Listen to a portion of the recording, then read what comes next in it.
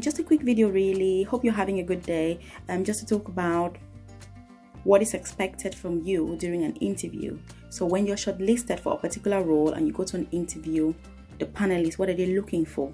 The reason I'm doing this is because I realized that so many of us nurses are not really aware of what they are looking for during interviews, that we are not aware of what is expected of us during interviews. We're not aware of what the panelists are looking for in the candidate.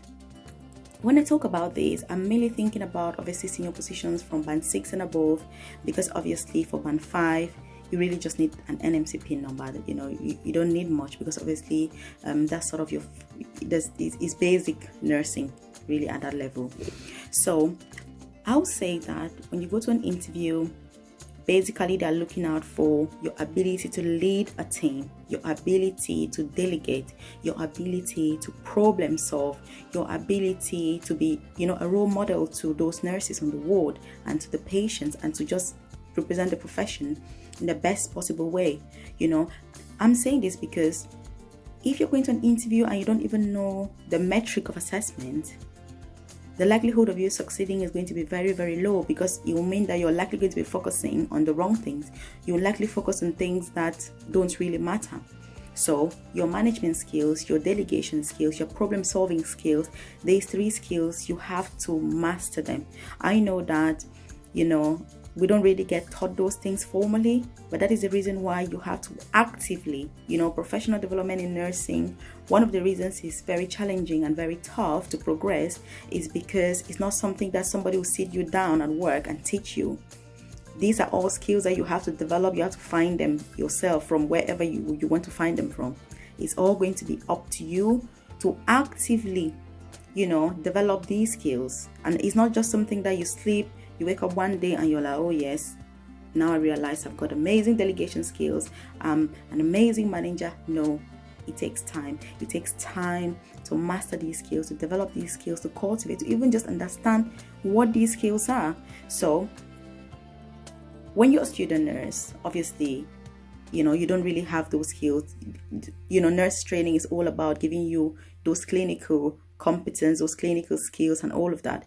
Then when you become a band 5 nurse, it's all clinical as well. But as you leave from band 5 to band 6, the focus of the interview is, let me just say, 60% management, delegation, problem solving skills, and only 40% clinicals.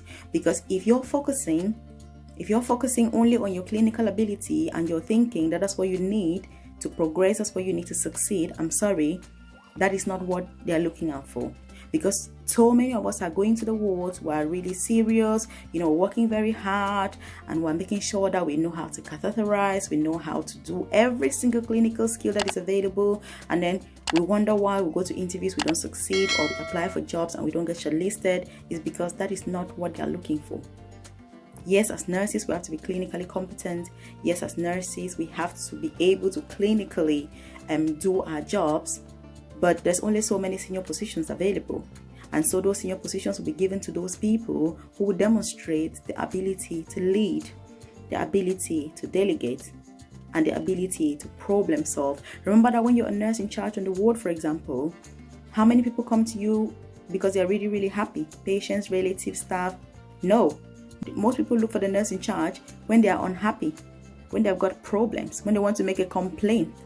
That's how it is. So for you to progress, for you to be good and all round and all of that, you've got to be able to problem solve.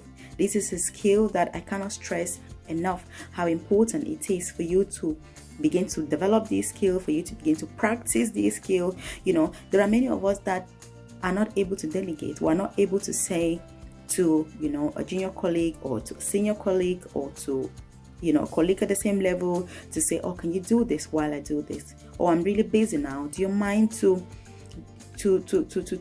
catheterize this patient while I do a medication round? Do you mind to help me, feed this patient while I do X and Y? You have to learn to do that. If this is something you've not been doing, this is the time for you to start doing that. And again, in my coaching practice, this is something that I work on, with the nurses, because you find that, and it's that accountability partner, isn't it, where we'll make sure that you are given responsibility on the ward. You're taking on responsibility on the ward wherever you're working. Whatever area you're working on, it doesn't really matter. But you have to be able to lead a team. You have to be able to delegate. And obviously during interviews, these are the things that I'm looking out for. It's not just your clinical ability, because the more senior you become, the higher you go in your nursing career, the more management there is. Because it is expected as nurses, we already have those basic nursing skills, which is really what we need.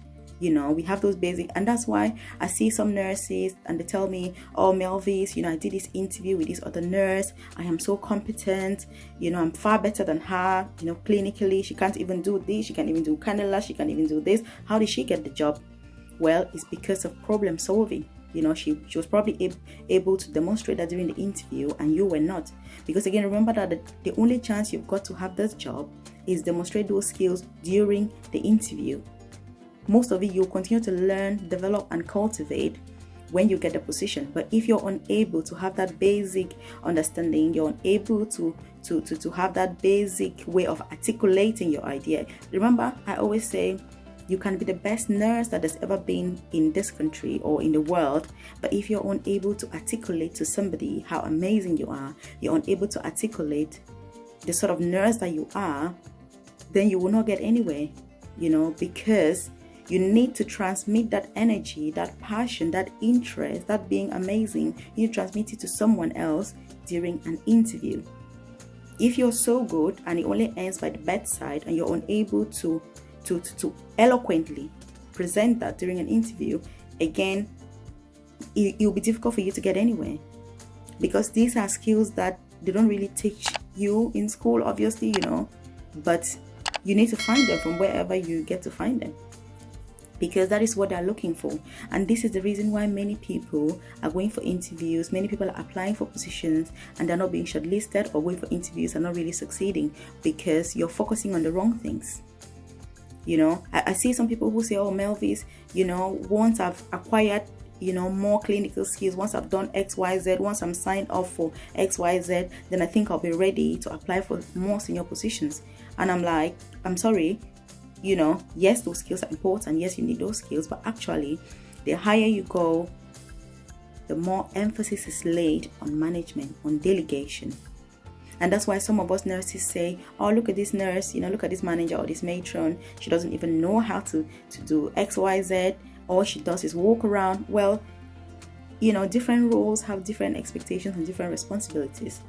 Even me now is something that I'm getting to learn a lot of it as well, because working now as an advanced nurse practitioner, most of my role is mainly like consulting.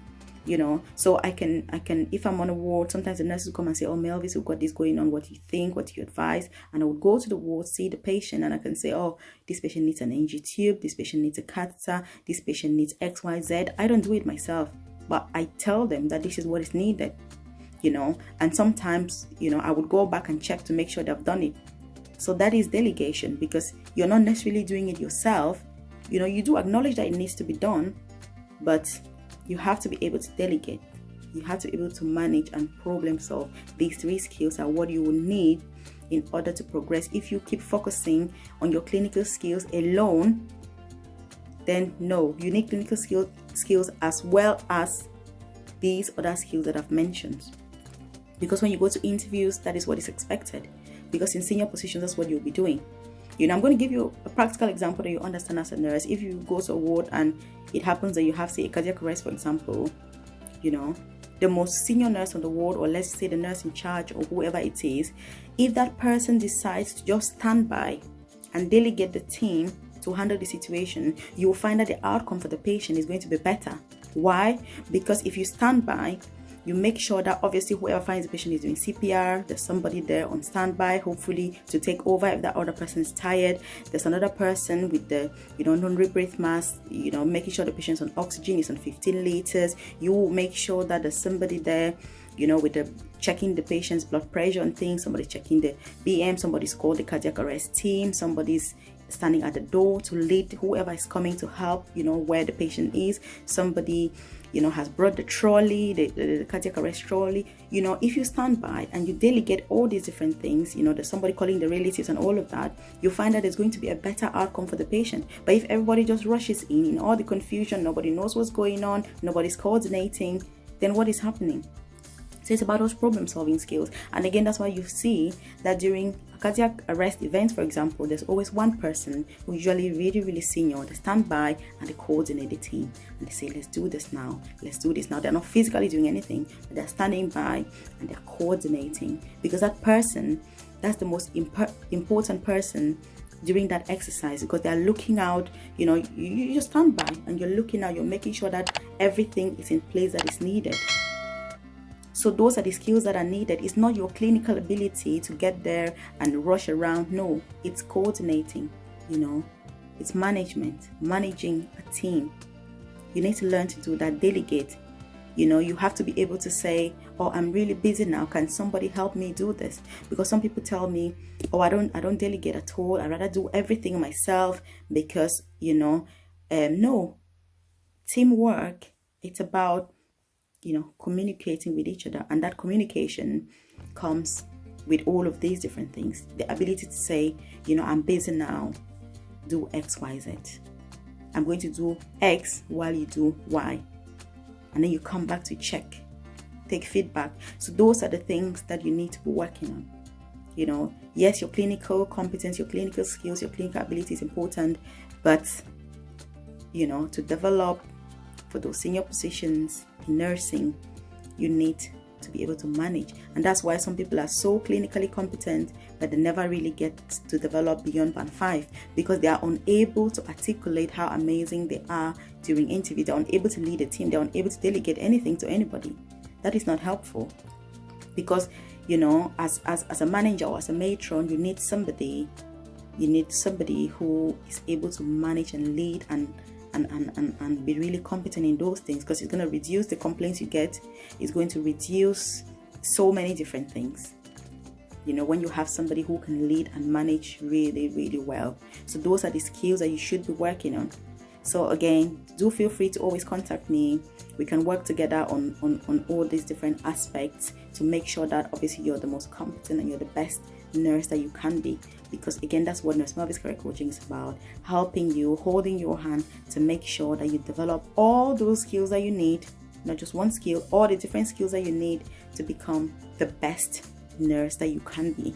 And I know that we all have the ability to have all these different skills, but we just need that guidance, we need the assistance, we need the support, we need the courage. We need to know that we have the skills, we need the confidence, the encouragement, and the support.